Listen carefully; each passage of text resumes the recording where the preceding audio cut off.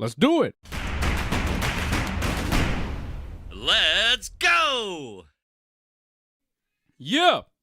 Let's go. I'm ready. Oh, he's not ready. AJ, you're not ready. Are you ready? I'm trying to be ready, man. Man, you caught me. I was still trying to eat. Where's Freddie, by the way? I don't know. He said he couldn't make the show. He said he couldn't make the show, and I didn't ask any follow-up questions. I was just like, that's weird, dude. Okay. Don't need to put him on a milk carton. No, I saw him yesterday. He's okay? Look at us. We're both eating. Like, who does this at any show? No, totally unprofessional. I'm very sorry about that. I was having a little dessert as we started. And AJ's eating his whole dinner, I guess, apparently on the show. I don't know what's going on there. Leor wants to know what I'm having. It's actually thanks. My favorite snack. It's a York peppermint patty. Shit, they still have that. The full-sized, not the small ones. You can only get the full-sized in the States. So whenever I have... I'm telling you, I haven't seen that in at least a decade. I have them pick up a pack of the full-size York peppermint patties. The big ones. They are delicious. Wow. Peppermint patty, man. Oh, it's my favorite. That and Junior Mints. I like a good chocolate mint. A lot of people don't like chocolate with mint. I love it. Do you like After 8? Mm-hmm. You do? Mm-hmm. Wow. Sophisticated, Dave. Thanks. Yeah, thanks to you, man. That's just like the advertising for After 8. I don't think it's really sophisticated. Well, I don't think too many guys in the hoods are... Listen, I don't think anybody in the hood is eating After 8. I mean, just telling you. I'm in the hood eating After 8. What are you talking about? I'm as hood as it gets, man. What are you saying? You know? Exactly. Leor says, who's going to turn down a Junior Mint? Shout out to Leor, member of the team. Go to join.ringsidereport.net. Just like Leor did. Leor knows. He says it's a fantastic card coming up Saturday, but it's going to be tough in New Brunswick with the 11 p.m. start time. Might have to watch it the next morning. Yeah, I get it. It's late for us, 10 p.m., but when you push it into the maritime provinces with New Brunswick and Nova Scotia at 11 o'clock, like I've spent a lot of time in the summer times in Nova Scotia, and I've watched like wrestling pay-per-views there, and they go so late. Like I remember an AEW pay-per-view, I think last year or a couple of years ago, I saw in Nova Scotia, and it went till like 2 a.m, you know? What? A UFC pay-per-view ending at 1 a.m. is like one thing, already but tough. when it's already kind of rough, right? But when it ends at 2 a.m., right, for our friends out in New Brunswick or Nova Scotia, right, it's tough. Well, that was the thing with the UFC like years back. Not as tough as it is for people out in England who are, watching it in the middle of the night. They're tough over there, man. There's no doubt about it. Worse for them. Yeah, and they do it, man. They're up at 6 a.m, man. We have like some of our viewers talking shit at like it's 6 a.m. there. At 6 a.m, I'm sleeping. The hell with the UFC. But man, these guys they're troopers. And Leor, I didn't know Leor was in New Brunswick. Well, he's a Maritimer, man. I love the Maritimes. Me too. But it is rough. You're right. Like that's why when they have those afternoon cards, it really works out for everybody. In the UK, Ireland, the US, Canada, New Brunswick. I mean, it works out for everyone. Those afternoon cards are excellent, man. They should have more of them, in my opinion. Freddie stays up. He's fully alert. You can have a barbecue. You can have, there's so many things you can do, man. There was an afternoon card last weekend, and I don't think you or Freddie watched it. So. No, I watched it. What are you talking about? Yeah, man. The whole thing? I thought you were only watching, the last couple fights. No, I watched the whole thing, man. You know me. Okay. What am I going to do? Listen, man, I have a kid now. It's done. I'm going to be in the afternoon, with watching Peppa Pig on one. Yeah. Watching fights all day, man. And soon enough, man, I'm going to get the UFC Fight Pass because I got to see the George grappling event that's going to be coming up. You keep saying you're going to get UFC Fight Pass. I am. I'm going to get it. You should get it. Not a bad fight card last weekend. We had Paul Craig with a nice victory over Andre Muniz, a TKO over Muniz. Beautiful, just rushing. I think he had double, both underhooks, right? And he just kind of hugged him and rushed him and took him down. And then he passed a mount and was able to finish him up with some punches. Really nice. I called that one. Using his grappling for... to advance position.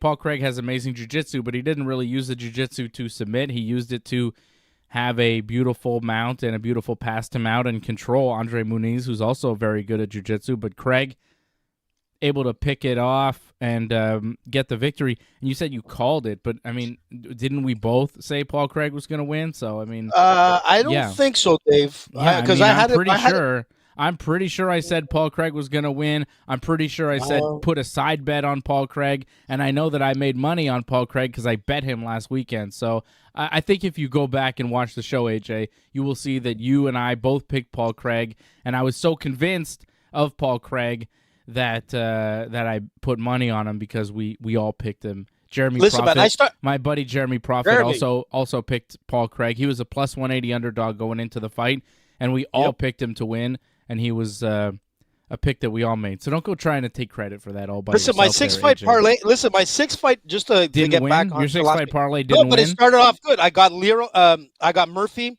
I ended up getting Ziam. I got Paul Craig, and I'm like, oh, man, don't let me down, touchy-feely. Don't let me down.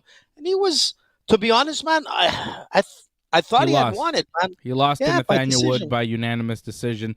You also told me not to take Ketlin Vieira over Penny Kianzad, and you were dead wrong about that one, AJ. She was part of my parlay, and you said, Kianzad's going to win, Dave. What are you talking about, Dave? And Ketlin Vieira soundly defeated her.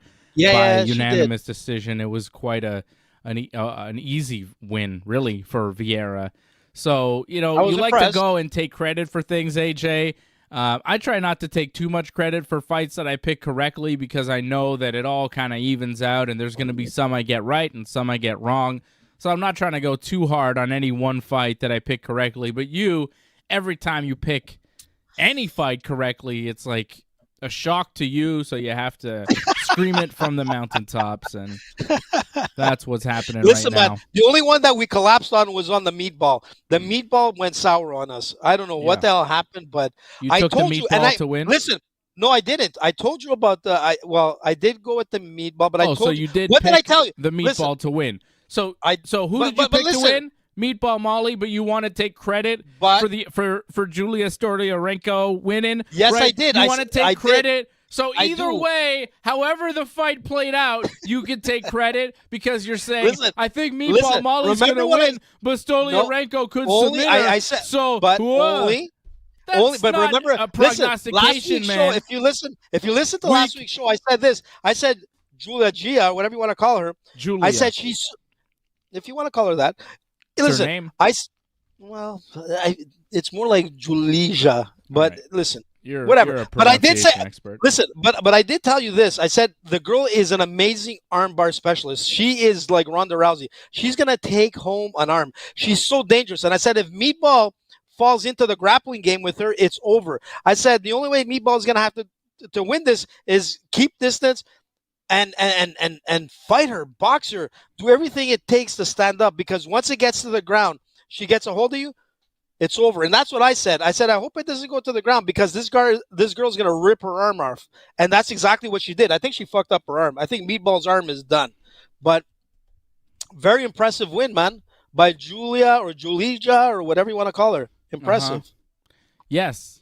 And you're like, I told you, Dave. And it really pissed me off, AJ, because you were we have a group chat, and AJ was like, I told you she was going to win, blah, blah, blah. And I was like, man, I do not want to hear it because I was one fight away from cashing in on a 6-fight parlay that I actually bet. And I was very close, and then that meatball fight screwed me over and wound up breaking even. But Tom Aspinall was everybody's pick, and he came through, right? Man. He had a nice victory, a knockout win in the first round over Marcin Tybura. Only took 73 seconds to walk right through Tybura. And Aspinall is looking for a title shot. Aspinall, I think, wants to fight Pavlovich, and then the winner, he thinks, would fight John Jones. But really, I think the winner would be the interim champion, and then the winner would just become the champion because John Jones isn't fighting either of those guys. I really don't think that John Jones is going to fight Tom Aspinall or Sergey Pavlovich. He may be saying that he will. The UFC may be telling people that he will, but I don't think he's going to fight past this Stipe fight. I think he fights Stipe, beats Stipe, cements himself as the greatest fighter of all time, and walks away. And if anybody, after John Jones leaves, says, oh, he was scared of Tom Aspinall. That's why he left. He was scared of Sergey Pavlovich. That's why he left. You need to check yourself because it's ridiculous. It's absolutely ridiculous. Jon Jones is scared of no one. He's just done everything, made the money, nothing left to prove by beating a guy like Tom Aspinall. Beating Tom Aspinall does nothing for Jon Jones' legacy. Beating Pavlovich, same thing. It does nothing. This fight with Stipe is a legacy fight. This is beating the greatest UFC heavyweight champion of all time and cementing yourself as the number one heavyweight, as a heavyweight champion, and walking away from the sport. This is just a big name to beat and walk away from. I think it makes perfect sense. It's a good fight for Jones, but anything after this is unnecessary, and I think he sees it as unnecessary as well. And, I mean, come on. He's not stupid. He knows that everybody's got a time limit. You know, everybody's got a time limit. He's been on top of the UFC for 15 years undefeated. That's unheard of. It's not going to last forever. He's on the wrong side of 35 at this point, so it's time to think about retirement. And I think the Stipe fight, you beat him at Madison Square Garden in your home state. It's perfect. It's a perfect way to walk away. So, yeah, as nice as the win was for Tom Aspinall and as good as he is, and Pavlovich is really great too. I think they're great heavyweights, and they're going to be pushing the division forward, but they're not going to get the Jon Jones fight. They need to realize that. They may want to push for it and hope and pray, but realistically, I don't believe it's going to happen. No, I think you're right, Dave. I mean, if there's any way to have a Disney ending, it would be that way. And I think Jon Jones is in the position to have that happen and walk away as the greatest fighter of any combat sport. He's going to cement himself as the greatest, two-division champion. And to beat Stipe, a former champion who was, like, dominating that division for a while, is the best way to go out. And I think, you know what? You don't want to push it like we've seen many times, and we spoke about it many times, Anderson Silva and all that kind of stuff. There was a couple of guys that were smart. Obviously Khabib was smart in the way he walked away, and George was smart, but George came back knowing that he can beat that individual, and he walked away even a greater legend than he is. I think Jon Jones is in that position where he doesn't need to fight an Aspinall. I think Tom Aspinall will be the heavyweight champion at some point. The guy is phenomenal, super dangerous. His knees look great. There was no problem. The guy is unbelievable. He was unbelievable. It was a sad loss, when he lost in England. Shit happens, but this guy is unbelievable. I don't think he beats Pavlovich. I think he does. I really do. And I think his grappling game is better than Pavlovich. And I'm telling you this, Jon Jones. I think Pavlovich has heavier hands. Yeah, but you know what? You need more. Yeah, you need heavy hands, but so does Tom Aspinall, man. Tom Aspinall doesn't really grapple, though. He's a stand-up fighter. And I think in a stand-up fight, Pavlovich wins. I think it's going to be an amazing fight. It's a good one, though, right? Like, I want that. I want that fight. Like, that's a good I want to see fight. that fight. Aspinall, Pavlovich, and they could put an interim heavyweight title on that and have it headline a pay-per-view. You could do that early 2024. Jon Jones could retire in November, and then you have a new champion, or it's not even interim. It'd be the real title. You do Aspinall, Pavlovich, January, February 2024 for the heavyweight championship. That's a massive fight. That's big, man, because, we're talking about it now. We don't agree on who's going to win. That's good. That's what you want with fight fans. You want a heavyweight fight between the two top contenders, and you want fight fans disagreeing on the outcome. That'll get people to buy. That'll get people to tune in. Ooh, that's a big 100%. Fight. Give me that Pavlovich Aspinall. And this is the perfect way to for Jones to walk away, because he opens up the doors for some exciting fighters, new young bloods that are coming in, and have the next 5 years to dominate that division. I mean, they're young, and me, I've always been on Jones's case and whatnot, but take away his personal life, which he's gotten a lot better, by the way. I gotta admit, man. No excusing Jon Jones' personal life on this show. No, it's too late, man. All the I know, but he's gotten better because he hasn't done anything. Maybe there's an internet issue. I think we had an internet hiccup there. Come back, AJ. Come back. I think we had a hiccup there. Is everybody still with me? Yeah, we're back. I'm going to get AJ back. AJ froze out on me. Everything died. I don't know what happened. We're going to get AJ back. Hold on. I think What he's the hell back. happened? I don't know. I think maybe our What internet. happened there? I think our internet hiccuped or something. We froze Just as out. we're talking, listen, just as we're talking good shit about John Jones, boom, I was like, ooh, Yeah. somebody like, Well, somebody from Anonymous doesn't like John Jones. I was saying that you don't ever condone John Jones' personal life because maybe he's had 6 months of inactivity, a quiet period, but come on, man. Let's not say John Jones has turned over a new leaf because at any moment, something could happen. You know it, and I know it. There's been too many infractions over the years. Hitting the pregnant woman with his car and then running away. Shooting the homeless guy. Shooting guns drunk with the homeless guy in the street. How about the stripper that accused him of grabbing her inappropriately? And what did he... No, she accused him of slapping her genitals without paying. Now, he was supposed to pay, right? That was the thing. He was supposed to pay for the genital slap, but this man refused to pay, which we know from our buddy who partied with John Jones in Russia that John Jones tends to go to clubs, run up big bills, and then leave without paying, right? Well, that story was told to us on the show. That was on the show, AJ. We can't say it's not true because our friend said it was true, and he was there at the club in Russia with John Jones, That's who exclusive. ordered a bunch of stuff and then had to leave. And didn't Fabricio Verdum have to pay the tab? Right? Yeah, Fabricio had to pay for John Jones has had many infractions, not all of them public. Right, AJ? Like that Russia story, we have we heard that because we knew a guy that was there, right? Well, but the media doesn't know about that story. The world doesn't know about that story. Nope. Then, of course, there's the most recent thing where he's hitting his wife and stuff, and the cops are getting called in Vegas, right? Like, there's so many things that he has done that makes him very hard to like and very hard to excuse. But the greatness of his fighting makes you go, well, damn, man, he's pretty good at fighting, I guess, And he's not a great man. I wouldn't say he's a great man, but I would say he's the greatest UFC fighter of all time. He's probably the greatest mixed martial artist ever that we've seen so far. Hopefully a better man can come through and be more impressive than John Jones, and then we can look up to him as the greatest of all time. You know what I mean? Like, it'd be nice to have a better example, but we don't. So we have John Jones, and he's the best ever. Yeah, man, but you took away my thunder there, man. Let's not excuse any of his behavior, man. Let's not excuse his behavior. Listen, you know what? You know what? Okay, I can't believe there's like the turnaround here because I was saying since I've been looking at his comments, he's been a little bit more positive. Maybe found Jesus in his life or Allah. He's always had whatever. Jesus. But I'm just saying his dad's a preacher. He seems. Is he? Yeah. Get the fuck out. He's always had Jesus, man.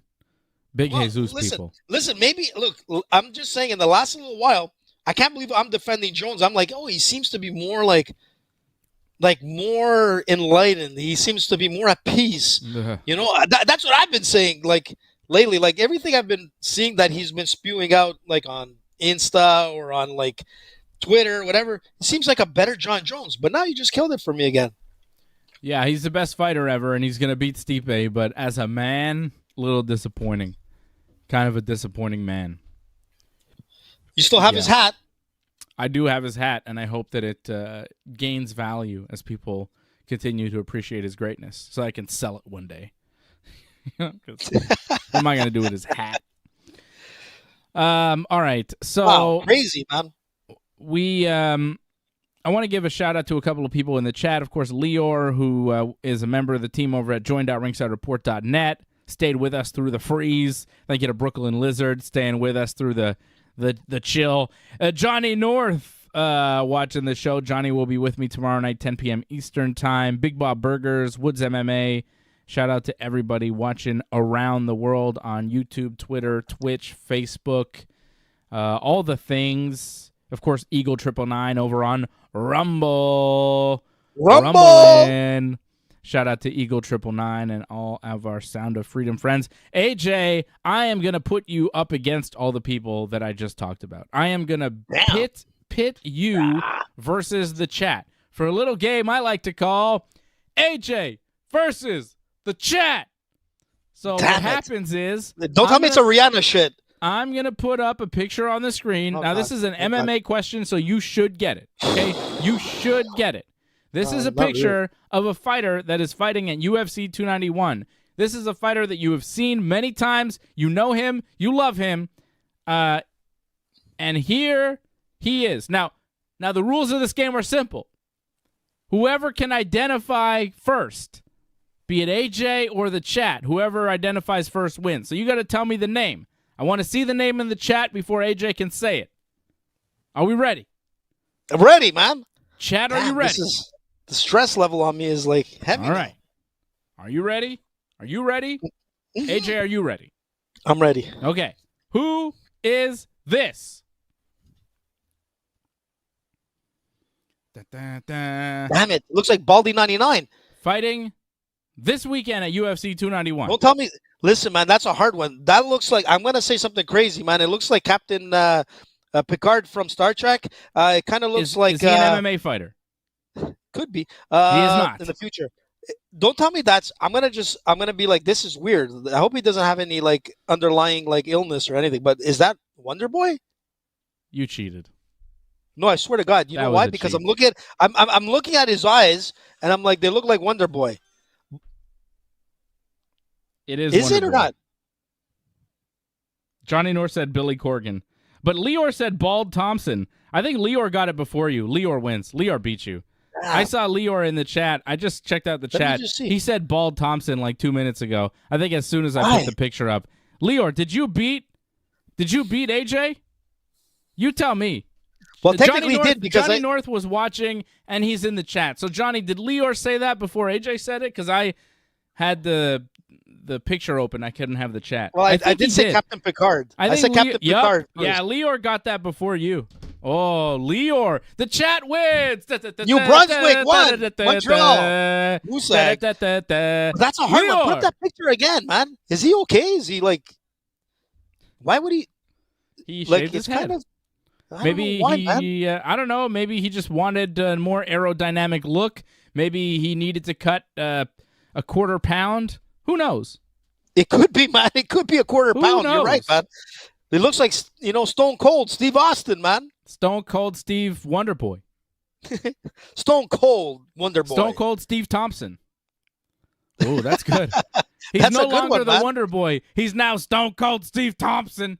Give me a hell yeah. Hell yeah! Hey! Stone Cold Steve Thompson's going to karate kick you right in the face, son. What? What?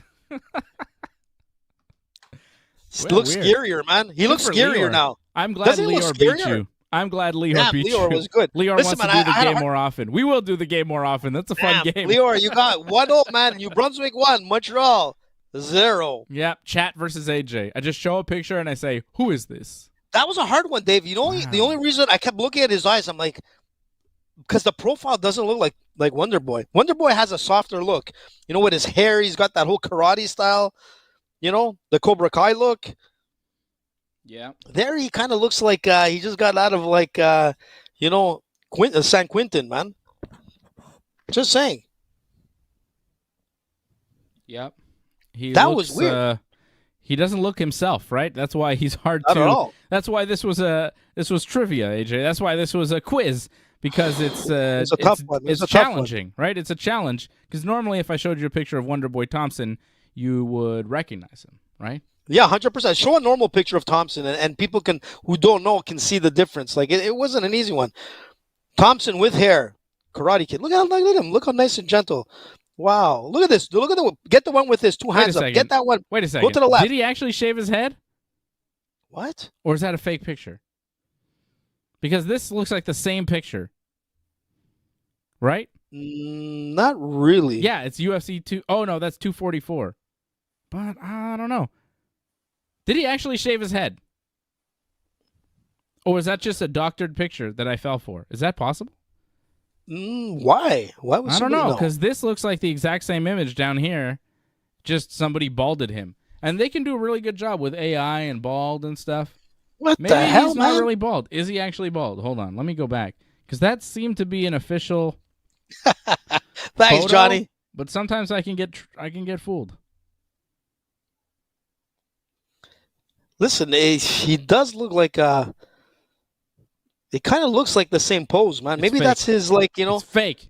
What? Yeah, it's not even real. No Hard way, to man. But identify Lior without still hair, though. wins, man. Yeah, Lior man. We should still do that wins, more often. But he doesn't actually Yeah. look like that. He did not shave his head. So he's not Stone Cold anymore. This is just a picture going around Twitter that I saw. And I was like, God damn, is that Wonder Boy? And somebody's like, look, at Wonder Boy's new look. But he did not shave his head. All right? But Don't why worry would about somebody it. like what I don't know. possesses someone to do that kind of shit? The internet Like is a somebody weird has a lot of place, time man. on their hands. So that was Wonder Boy without hair, but it's just a doctored.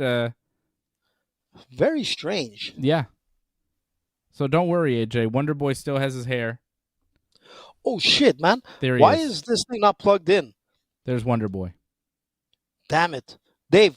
What? Dave, put me on. Go on solo. I got to do something very quickly to this tablet here that is not plugged in. So I'm gonna get screwed if it doesn't get in. Are you saying you're going to lose power? Yeah. So just go to your shot gone. and I'll be right You're back. gone.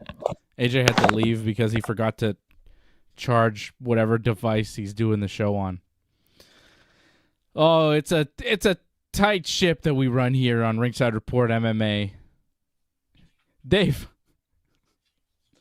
I'm gonna do another one for AJ. I think there's a new Travis Scott album coming out later. Utopia. You guys know about this? I was talking about it a little bit last week. I want to see if I could show AJ a picture of Travis Scott and see if he'll identify him. Maybe I'll tell him that he fights in the UFC. Right? That's a good one. Okay. Identify this UFC fighter. AJ versus the chat. Johnny North says AI taking over. You are correct, John. Okay, dude. I I'm got back. fooled by that picture. I thought that was real. Wonder Boy did not shave his head, though. But it was Wonder Boy, just with a doctored photo of him with no hair. Hard to identify people without their hair. I've noticed that, too. I see people with, like, they get a haircut, and it's, like, a significant haircut. I saw a guy the other day. He used to have long hair, and he cut his hair all short. And I'm like, is this the guy I know? Or I don't know this guy. It was the guy I know. He just cut all his hair. It's confusing. Like, if Johnny North shaved his head, I think he'd be harder to identify. You know, he's got long Then ass we could hair. call him. We could call him Stone. We could call him Stone Cold Johnny, man. Stone Cold Johnny. That's too bad. I was really excited about Stone Cold Steve Thompson. I thought that was a cool new gimmick for him. Listen, man. If he's listening to the show, maybe he can pull it off, man, and walk into the octagon with like no hair. Identify this UFC fighter. Is this another one? We can't have two.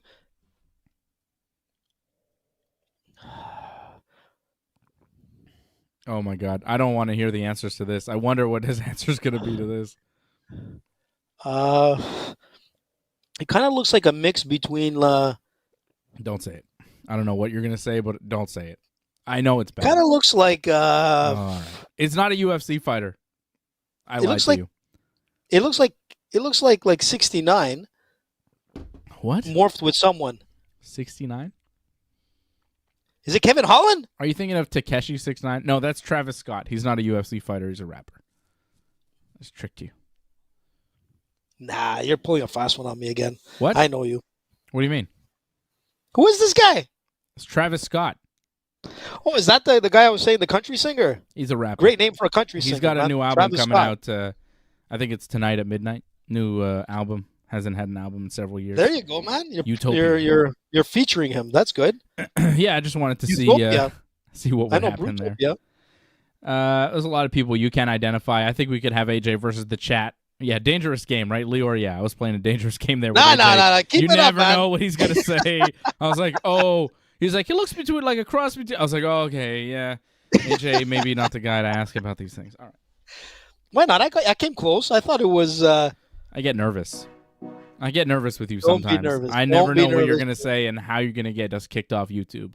I think Well, you won't. listen, I don't think you'll listen, get us kicked why do off you always get Rumble, on but my- I think you'll get us kicked off YouTube. No, Rumble. Listen, I'm going to tell you something. Tell me. Everybody thinks it's me that gets us kicked off of YouTube, but actually, It's in you. reality, It's you. it's Freddie Garcia. Freddie Garcia has been kicked off on more platforms than Donald Trump. But He's the thing only is been that kicked off Twitter. Insta, Twitter, Fred wasn't kicked off Instagram. I believe so, man. No, he wasn't. He just doesn't use it. He has an Instagram. He just never, ever uses it. Listen, is he back on Twitter, by the way? No, he never got back on Twitter. He tried to get back on Twitter, and they were like, no. What? Okay, I'm going to have to send a message to my buddy Elon. Since he's doing jiu-jitsu now, we're all from the same world now. Mark Zuckerberg got his blue belt in jiu-jitsu. I can't believe it. And I wrote back to you. I'm like, I give a lot of like credit for Mark to be able to, compete in gi, no gi. He won a couple of medals. The guy is training hard. He's doing privates. And he looks good, man. He took off his shirt and he's like pretty cut. But the thing is that I think it was a pretty fast track for a blue belt. I don't care how,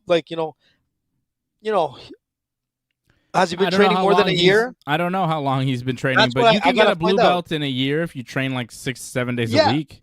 No, absolutely. That's what I'm saying. But I thought he was training like less than that. But regardless, I mean, he's accomplished right now. He's actually out there and he's doing his thing, And Elon Musk himself, man, he's training. Apparently to George St. Pierre, he says that Elon is one tough guy.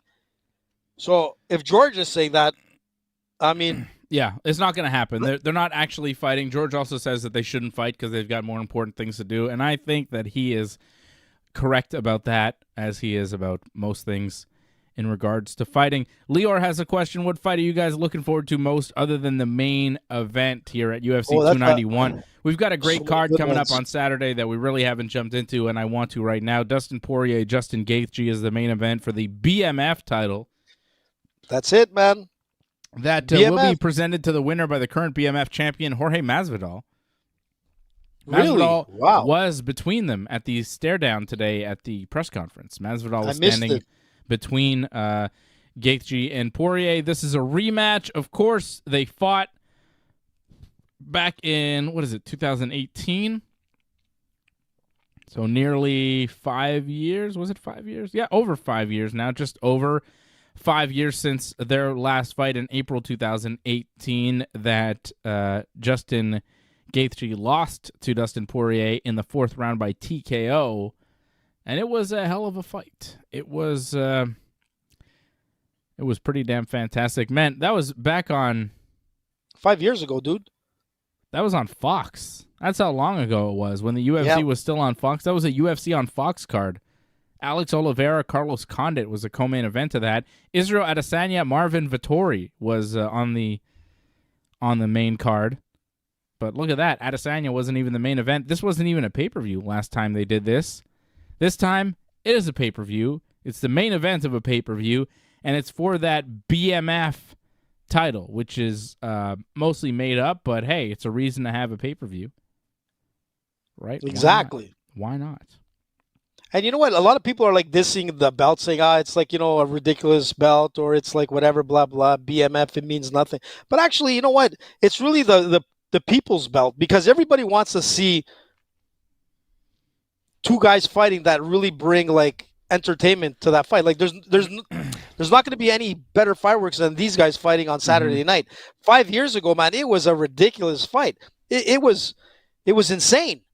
So the BMF to me represents the people's belt. Really, it's like I the see type it of as fight. A gimmick. I don't see it It's as a the gimmick, people's belt. I see it as a gimmick belt. I see it as a people's belt. It's a gimmick belt that they make for some of their bigger name fighters when they can't have those guys fight for a world championship. They put it up with Masvidal and Diaz when they weren't world title contenders. They were just big name fighters that could main event a pay-per-view, and a lot of times when they main event a pay-per-view, they want a belt on the line, so they put this BMF belt on the line. But the question from Lior was, what fight are we looking forward to most other than the main event?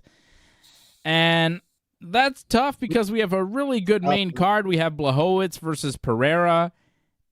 Yep, that's mine. Yeah, it's hard not to say that would be mine as well.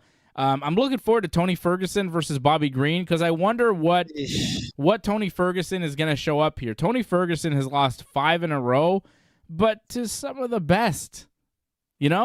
Like Tony Ferguson's last 5 fights, all losses, okay? He hasn't won since 2019. Fine. But he lost to Justin Gaethje, Charles Oliveira, Beneil Dariush, Michael Chandler, and Nate Diaz. Those are pretty good fighters. Tough, dude. And I think all those guys would beat Bobby Green. You know what I mean? All the guys that Ferguson lost to there, that whole list, Nate Diaz, Michael Chandler, Dariush, Oliveira, Gaethje, they're all beating Bobby Green.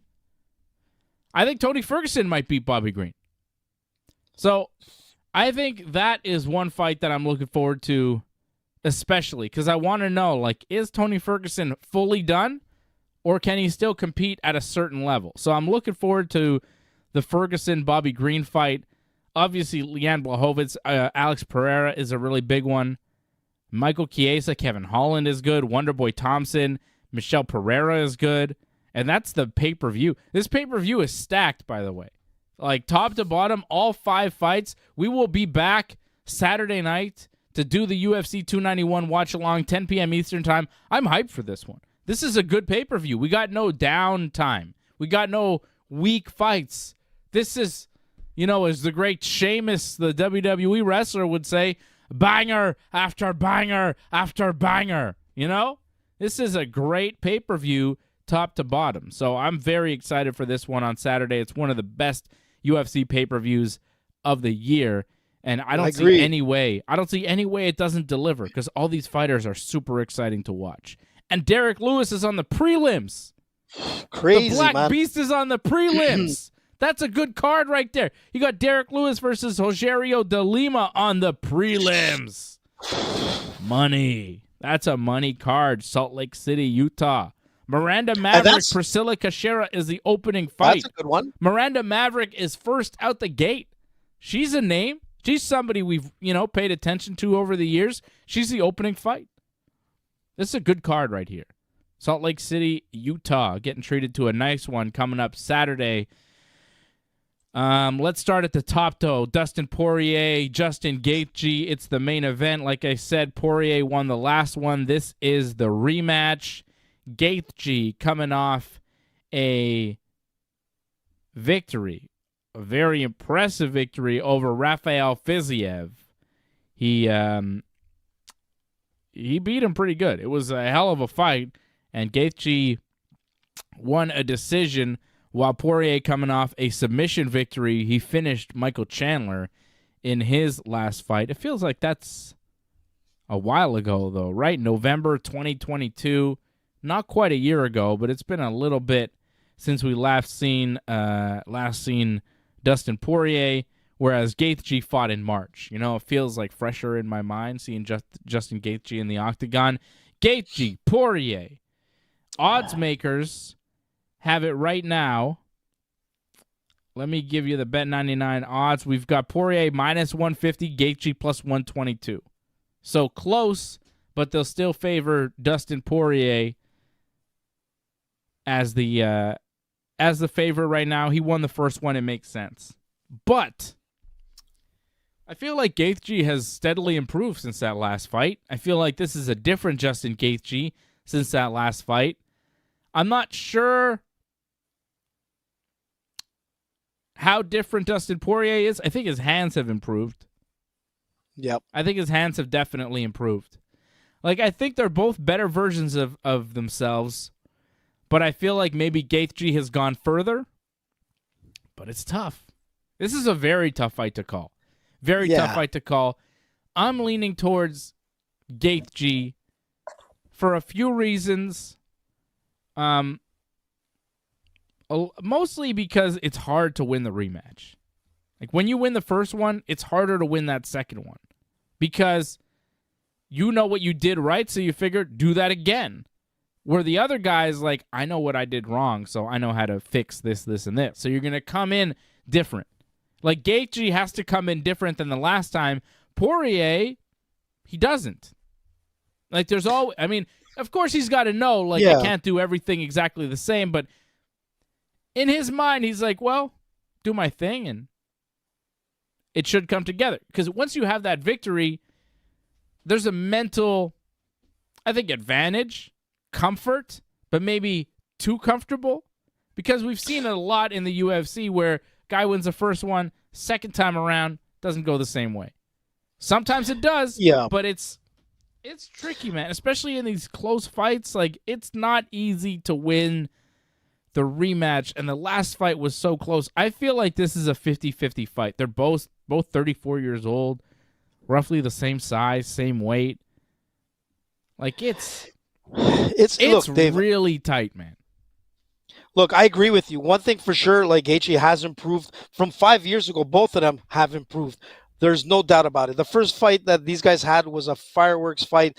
The difference is that Gaethje, he's more of a wild fighter. You know, he's kind of reckless and whatnot. He's improved a lot coming into into this Saturday's fight. The difference is that Dustin Poirier, man, you know, he's just one hell of a hard worker. I've seen this guy back from the times in Louisiana, like going through like those backyard fights, and here he is, man, still fighting in 2023. Look, you went with Gaethje, you know, and I don't disagree with you in some sense because this is really a coin flip.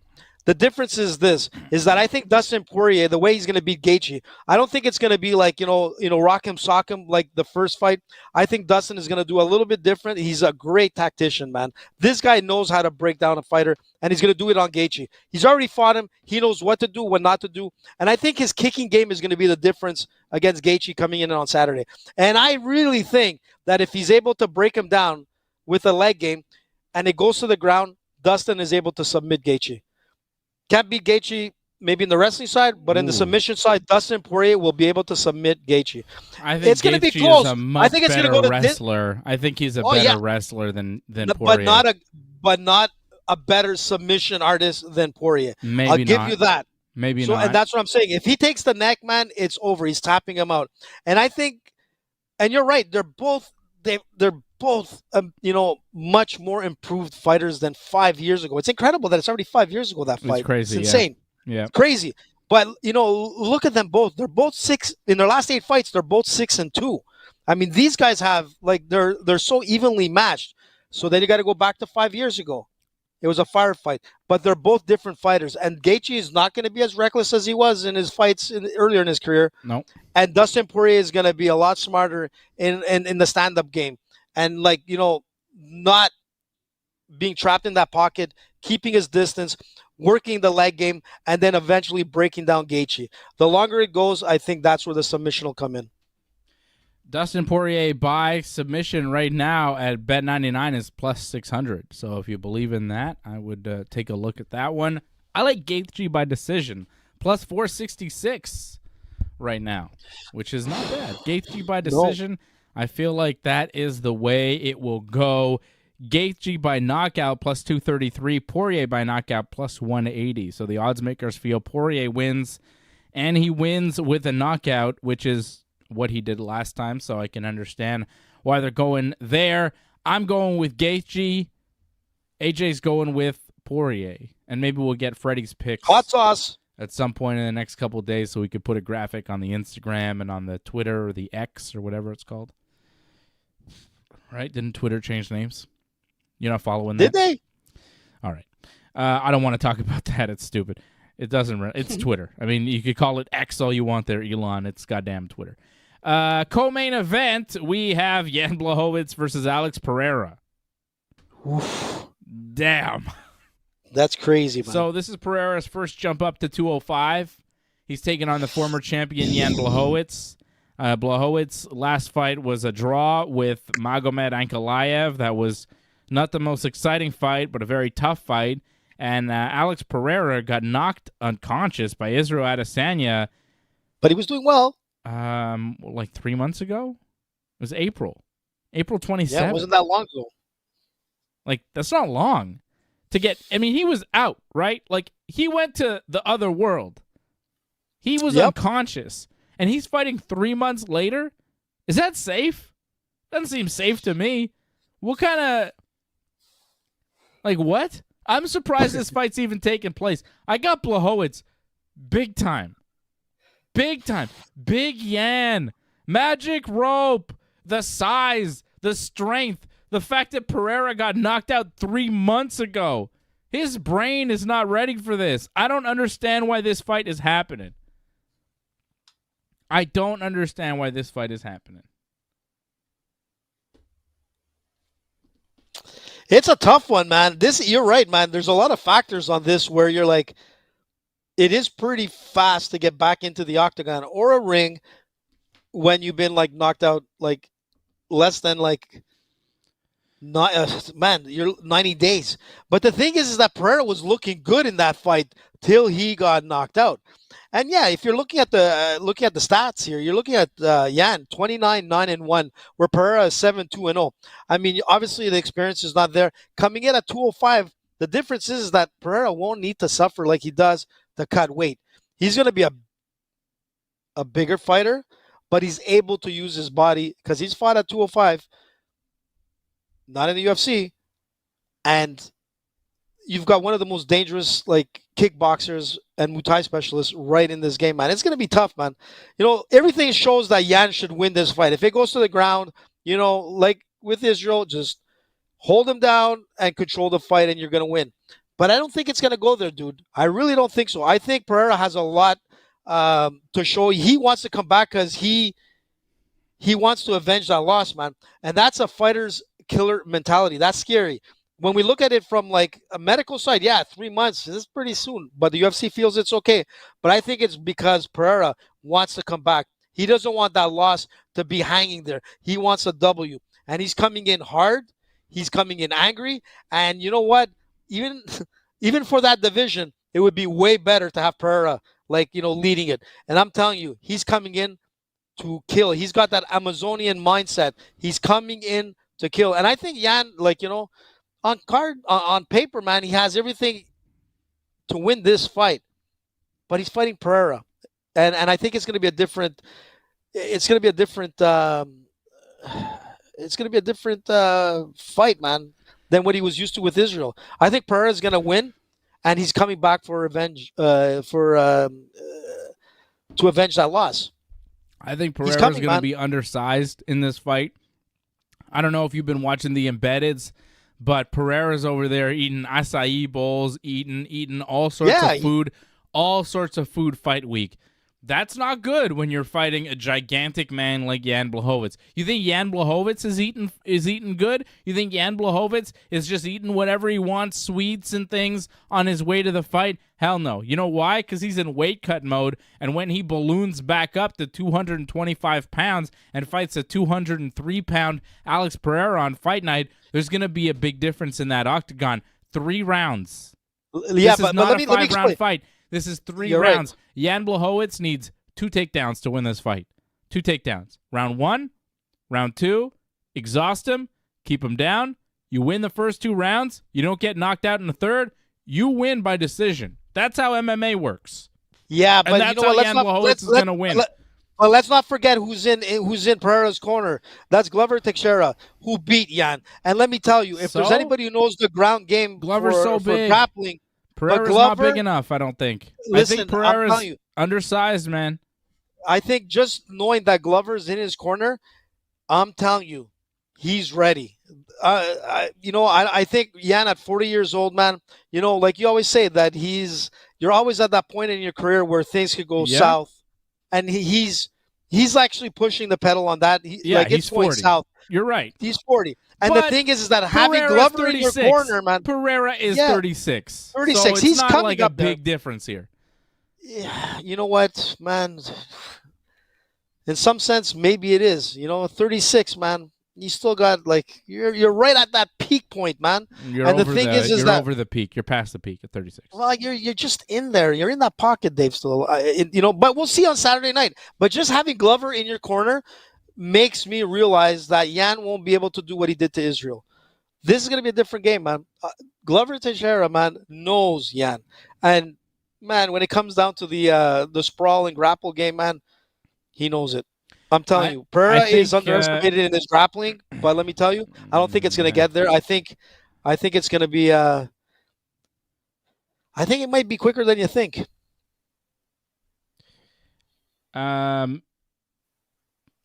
He's tough to finish. Jan Blachowicz. Very tough to finish. No, he is. Alex Pereira has some great striking. I think he's a much better striker than Jan Blachowicz technically, but once Jan gets his hands on you, he turns it into a dirty fight. He pins you up against the cage. He makes you carry his weight. I think it's going to be a different story. Jan Blachowicz is a very smart fighter. I've got Jan for the win. Odds makers like Jan as well. -116. Pereira -106. This basically a pick 'em at this point. Jan Blachowicz by decision plus 300, by knockout also plus 300.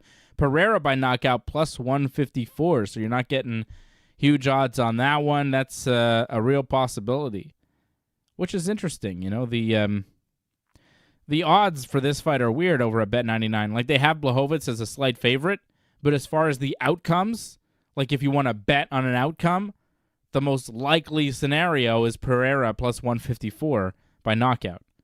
And then it goes Yan plus 300 by knockout, Yan plus 300 by decision. But it's weird that they would, like, the odds would favor one man to win, but then if you have to pick how it's going to win, like Pereira by knockout is the, I guess that makes sense because Yan could win a number of ways, but if Pereira's going to win, it's probably going to be with a knockout standing. Yep. Interesting odds for this fight. I like Jan Blachowicz getting knocked out 3 months ago. I don't know. Have you ever encountered a UFC fighter who loses a championship fight by knockout, then 3 months later moves up in weight and has success? You know what I'm saying? It's like, it doesn't sound like a recipe for success. If you forget about how great Alex Pereira is and all of that stuff, if you just go with the facts of he was knocked out 3 months ago, and now he's going up a weight class against a former champion. Yeah, I don't like it. Doesn't make a lot of sense. It doesn't make a lot of sense. You know what I'm saying? The difference is doesn't make a lot of sense, man. I know it doesn't make a lot of sense, but it's Pereira, man. This guy is like an Amazonian warrior, dude. His mindset is say that a lot. He's coming in to kill. I do, man, and I'm telling you that. You like saying I'm telling you, I love it. Right. I just want to see him wear that headdress, man. Amazonian warrior, yeah. Okay. Hey.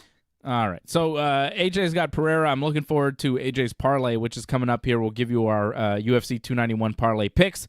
Stephen the Wonder Boy Thompson, Stone Cold Steve Thompson, minus 150 the favorite. Michel Pereira, another Pereira, no relation to Alex Pereira. They're completely different guys, and I don't know if they know each other, but they're not family.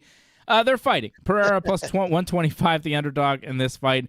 I've got the Wonder Boy. I think the Wonder Boy pulls it off again. Pereira, though, very dangerous, hard hitter, 29 years old, and is riding a pretty good win streak here in the UFC. He's won 5 in a row, but this is a big step up. This is a big step up in competition here against the Wonder Boy, but the Wonder Man, Stephen Thompson, 40 years old. You know, he's been fighting for a long time. He's getting up there. A 40-year-old fighting a 29-year-old, you always got to go, I don't know. You know, it's a little tricky, but I think Wonder Boy will be able to outpoint and outlast Pereira and get a decision victory. I've got Wonder Boy. You know what? All these fights are going to come down to conditioning, because what people don't realize, it's like this fight is taking place in Salt Lake City. So the altitude and all that kind of stuff has always been a big problem when you're fighting in that city. You know, this is what it comes down to. Who's better conditioned? Is age going to be a factor? You know, if it was at Madison Square or the Bell Center here in Montreal or wherever, in Toronto, wherever, I'd have a different opinion. But Salt Lake City, man, is like the hunting ground for people that are not conditioned against their opponent. And that's the thing with Thompson. Thompson is the gatekeeper. I mean, he's been there forever. You know, I love him. I saw him fight live. He was like, he's incredible. You know, his karate style, that open stance, man, you know, he's got it. You know, he fights a karate game, and there's no one better than him.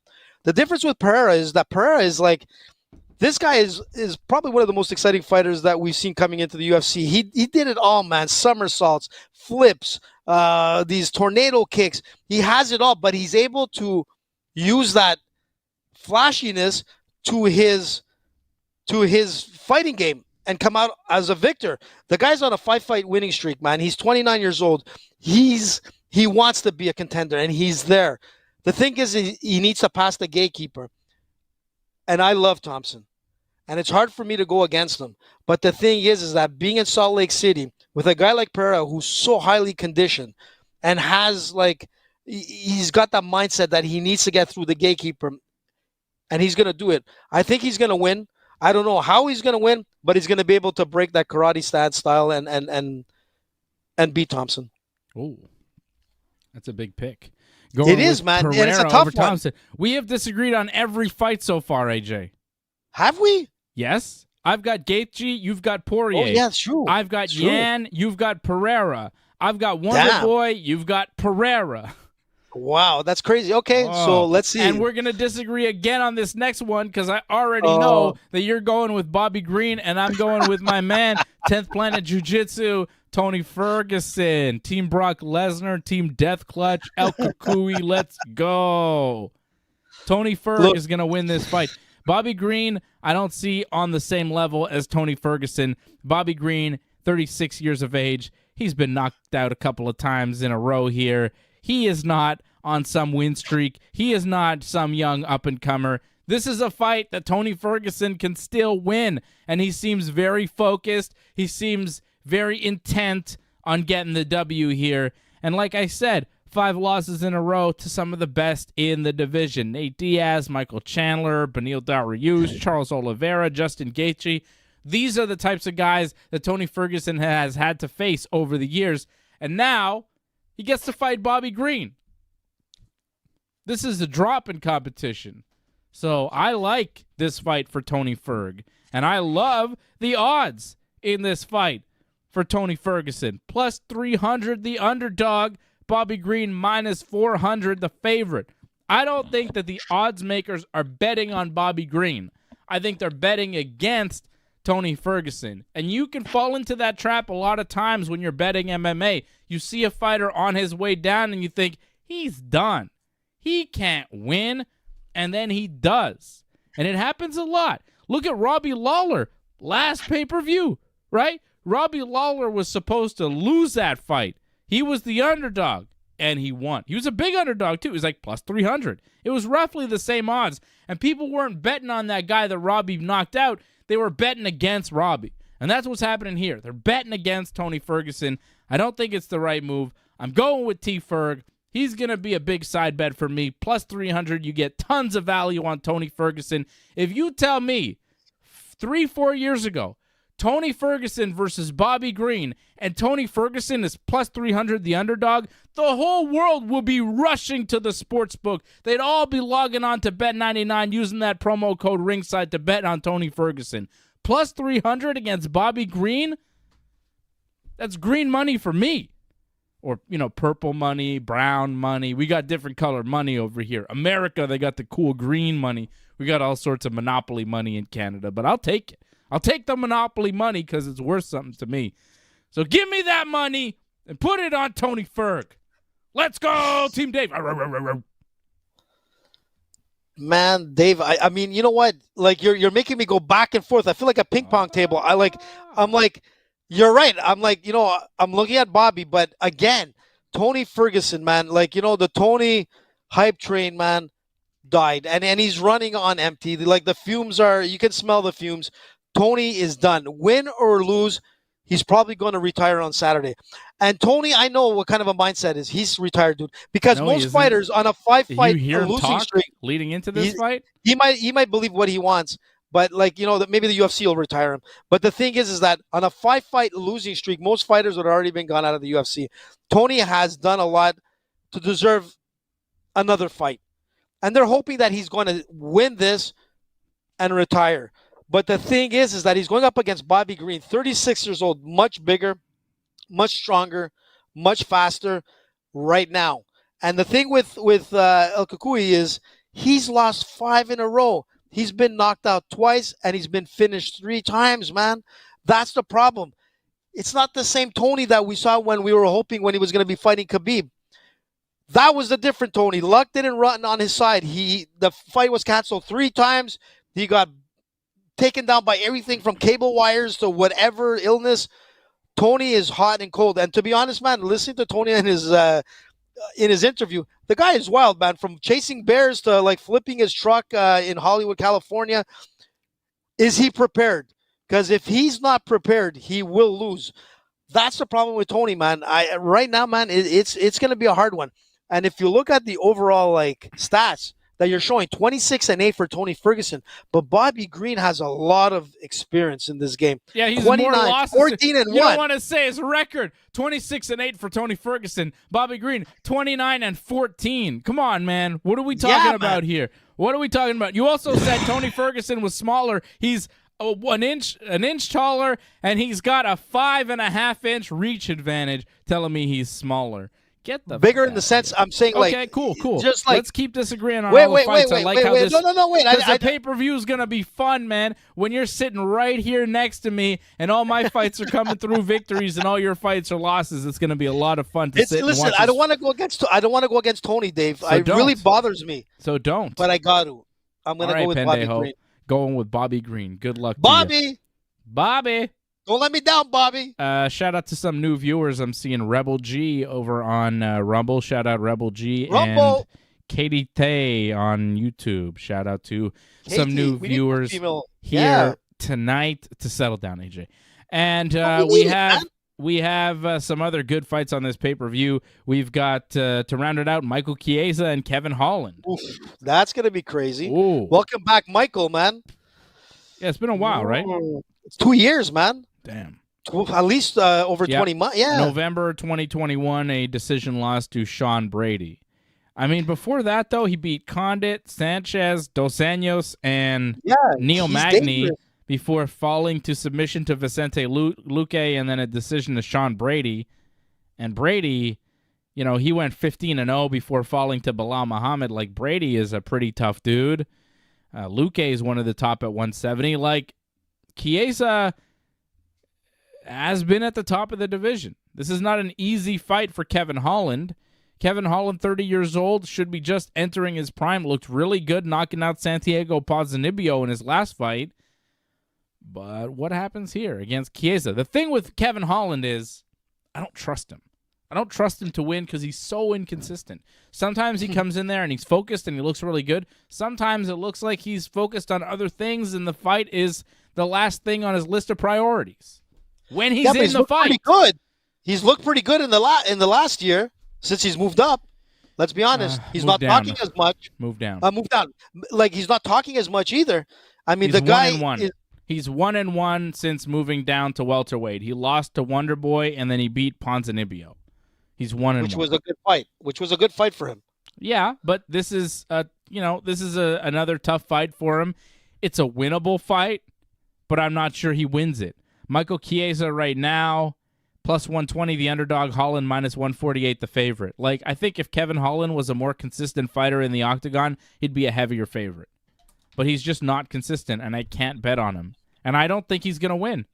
I think Chiesa is going to come in with a smart game plan, and Holland will do, whatever the hell, and Chiesa is going to walk away with a decision victory. I think it's going to be a close fight that Chiesa will grind out and win. If he grapples him, maybe. Yeah. But I'm going to find that hard, dude, man. Why wouldn't? If you're fighting Kevin Holland, what do you do? Yeah, no, absolutely. Absolutely. But Kevin's not bad on the ground himself. I'm just saying is that it's going to be tough. But he tries to strike off his back. And come on. He's got that long reach, dude. You know what I mean? He's dangerous. It worked against Jacare. Okay, he knocked out Jacare. It was amazing. But it's not a high percentage offense. You know what I'm saying? If you're an MMA fighter and when you get taken down, your plan is elbows from guard, you're going to lose fights. You're going to lose fights. It's just not a good game plan for MMA. If you're on your back in MMA and you're happy to sit there and you want to play guard and you want to try to strike from the bottom and hope you get some random knockout from the bottom, good luck. If you want to strike, get to your feet. But a lot of people in MMA, they get taken down and they're like, well, I'm down and it's a lot of effort to get back up, so let's just throw some elbows and make it uncomfortable. But if they throw the elbows back, the judges are going to count those more than your elbows from the bottom. You know what I'm saying? Like, if you throw 3 or 4 elbows from the bottom in guard, and then your opponent throws 2, those 2 from your opponent count way more.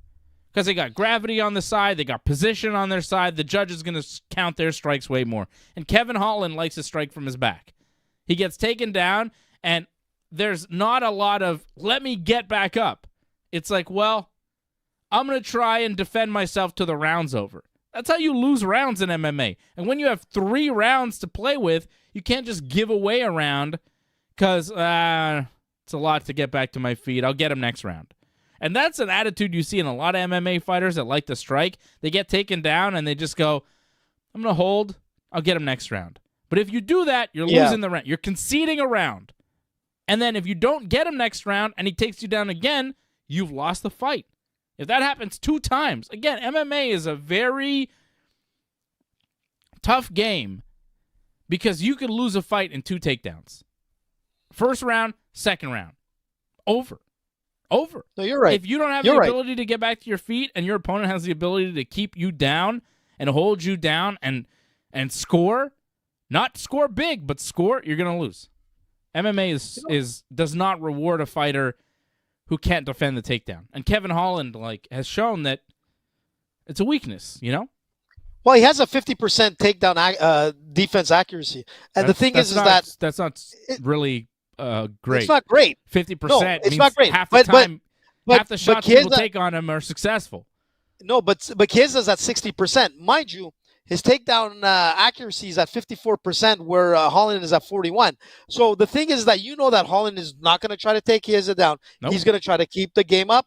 And when you have a reach at 81 inches over Chiesa at 75, the only difference is that Chiesa is a southpaw, which can really be dangerous if Holland knows how to get him, especially when they're moving around, man. If he's able to make him walk into a hook, Chiesa's going down. And when you have an 81-inch reach, man, he can use that to his advantage. It's going to be an interesting fight. It's going to be tough. But I look at this between activity and inactivity. The guy's been off for almost 20 months. He's coming in to fight a guy who's much taller, much longer reach, younger. And the thing is that, it's that activity. And that's the difference with Kevin Holland. When Kevin Holland is in his game, man, he's dangerous, man. I mean, this guy's done all kinds of stuff. Even he retired at one point. I mean, the guy was a little bit a wild cannon. But he's got enough in his arsenal to beat Michael Chiesa. And if this was Michael Chiesa from 20 months prior, Chiesa's exceptional, man. I love this guy as a fighter, but it's that reach, man, and that southpaw stance. It's going to be hard, it's going to be hard. You're right. If he's able to really capitalize on his takedowns and control Michael Chiesa, control Holland, that Holland's going to be throwing those strikes. But again, he's dangerous off his back. We saw Jacare, probably one of the best grapplers out there. Damian Maia, Jacare. These guys know how to position themselves to submit, not to be knocked out. He got knocked out by Holland.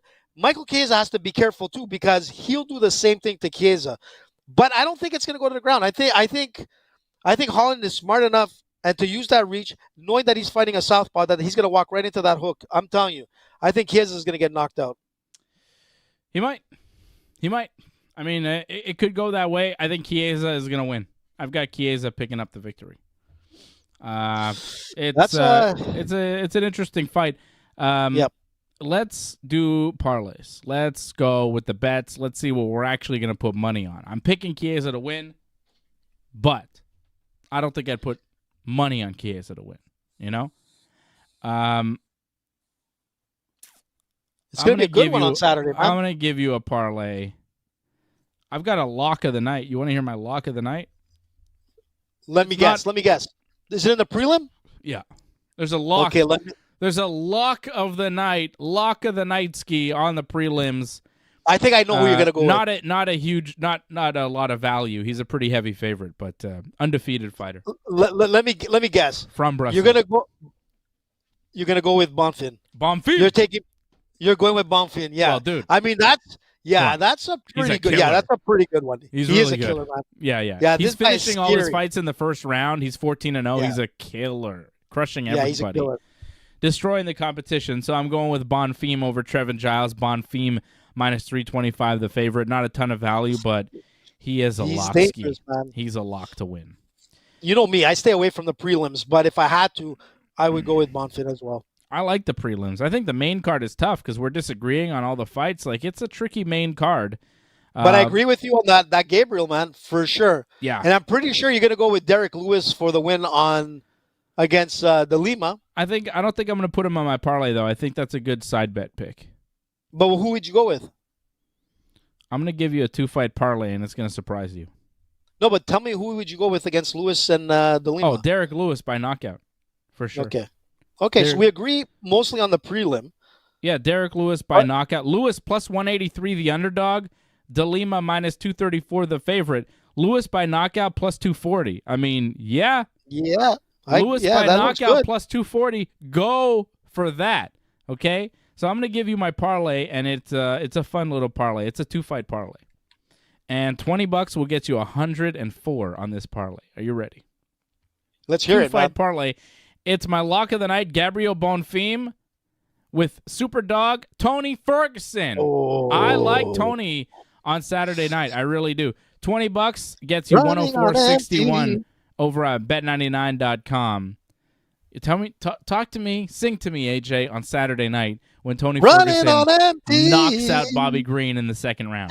All right? How about that? Oof. Me and Bobby. Sharp elbows, and then that he's going to Darce choke him, actually. I don't think he's going to knock him out. He's going to choke him out.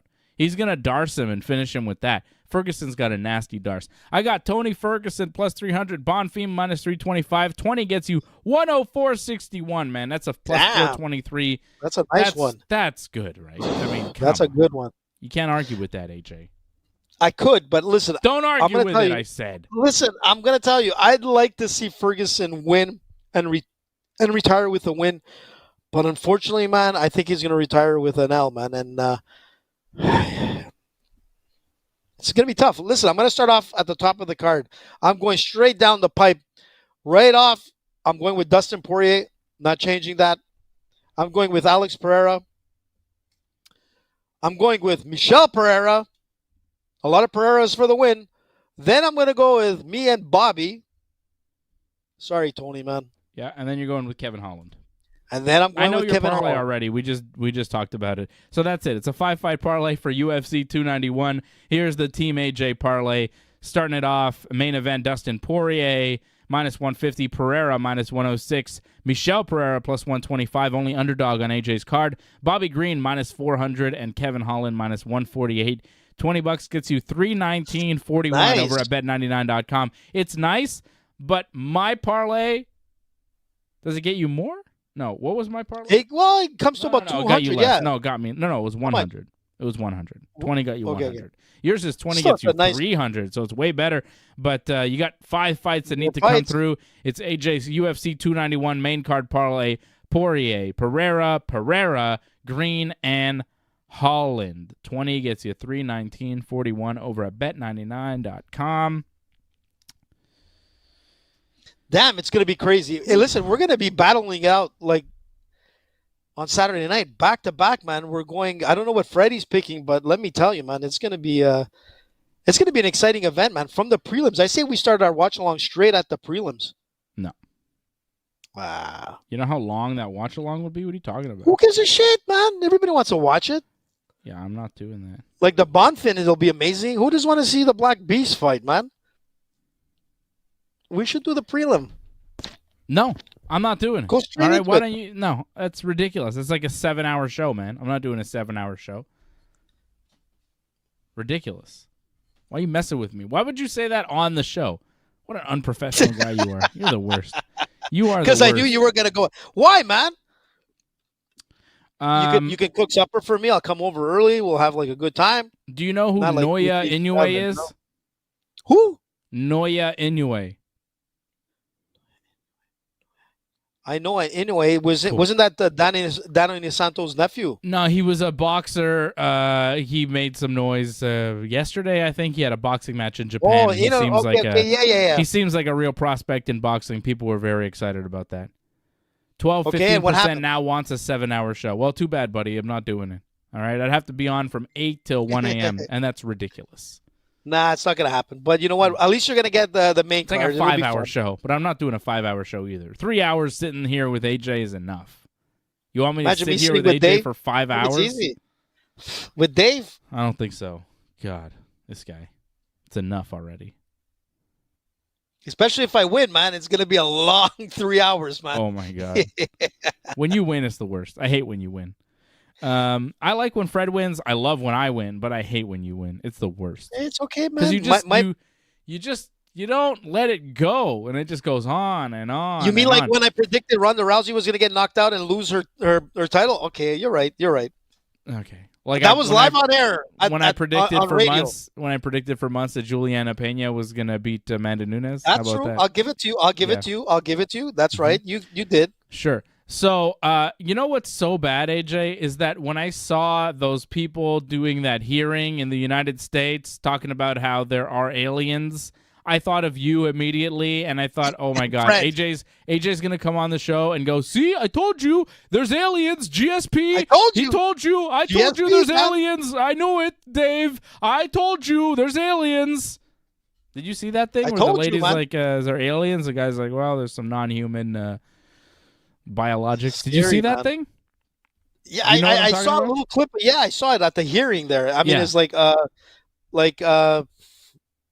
listen, if you're listening, Alien Man, come and support us on Ringside Report, www.ringsidereport.net. Drop whatever money that you get from whatever like planet you're from, and we'll take it, man. Crazy shit, man. What's going on with this world? I think they're just doing that shit to take off like all the Hunter Biden shit, take away like that. God! Whole, like, all right. yeah, I knew it. You know, man. That's what me and Freddie said. Ridiculous. Okay. But listen, maybe George St. Pierre was right after all. We're always making fun of the guy that he got abducted and he's, and all that kind of stuff. Maybe George is right.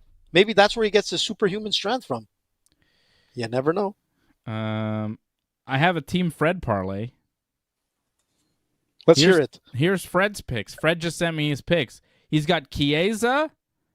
What, Freddie? Come on. This is Chiesa. Fred's giving you a 4-fight parlay. Let me pull it up here. Fred just sent me his picks. These are official Team Fred picks, so I could give you Fred's parlay here. I don't have Fred's NASCAR update, but I can give you his parlay. So he likes Poirier, Blachowicz, Wonderboy, and Chiesa. It's a 4-fight parlay. 20 at Bet99 will get you a 237.28 payout here. So this is the Team Fred parlay. Fred just sent me a text giving me his picks. I said, Fred, send me your picks. There they are. Poirier, Blachowicz, Wonderboy, and Chiesa. So there's the Team Fred picks for Saturday night. Put that one in in the graphic there, AJ, and we'll put that up on the @Ringside Report on Instagram and Twitter. And I will be back here tomorrow night with Johnny North for Wrestling Uncensored. A lot of pro wrestling to talk about tomorrow night. And then Freddie will be back with us Saturday night, 10 p.m. Eastern Time, when the pay-per-view starts. That's when our show starts. Not the prelims, the pay-per-view. And UFC 291, 10 p.m. Eastern Time. We're going to do the watch-along with you right here on the Ringside Report Network, the whole crew, as we do for every UFC pay-per-view. You got something to say? I was going to say, too bad we didn't have a NASCAR. Like, usually when Freddie's on, I get prepared for the NASCAR stuff, and I was going to bring up, to Freddie, because I know he's listening, about Alex Bowman, talking about, his broken back and whatever, and talking about that he was fired via Twitter. So, too bad Freddie's not here to explain it a little bit more, but, Alex Bowman, man, being fired on Twitter. Who gets fired on Twitter? Alex Bowman. I don't know. You're about to. All right. Thank you. Thank you, everybody. Change the password, man. Thank you, everybody, for tuning in on YouTube, Twitch, Twitter, Rumble, Kick, Facebook, all the things. Appreciate you, and we will see you again tomorrow night, and then, of course, again for the MMA show Saturday night for UFC 291 right here on the Ringside Report Network. Ladies and gentlemen, pro wrestling and MMA fans from around the world, we have a special message just for you. Are you ready to take your love for pro wrestling and mixed martial arts to the next level? If so, then listen closely because we have an offer you won't want to miss. The Ringside Report Network brings you the best of the squared circle and the octagon. We're here today to invite you to become a member of our exclusive community. Our vibrant and passionate community of members is waiting to welcome you with open arms. Connect with like-minded fans, share your opinions, and engage in lively discussions about the latest matches, epic rivalries, and upcoming events. Together, we'll celebrate the adrenaline-fueled world of pro wrestling and MMA. There's nobody on the internet that has as much knowledge and insight on this entertaining world of combat sports as we do. please consider supporting the Ringside Report Network right now by going to membership.ringsidereport.net. That's membership.ringsidereport.net. Or if you want to join our YouTube channel, go to join.ringsidereport.net. Only members are invited to call into our shows, and we really want to hear from you. Don't wait another second, my friends. This is your opportunity to become a part of something extraordinary. Join the Ringside Report Network Pro Wrestling and MMA channel today and witness the action, drama, and excitement like never before. We can't wait to welcome you to our growing family of wrestling and MMA enthusiasts.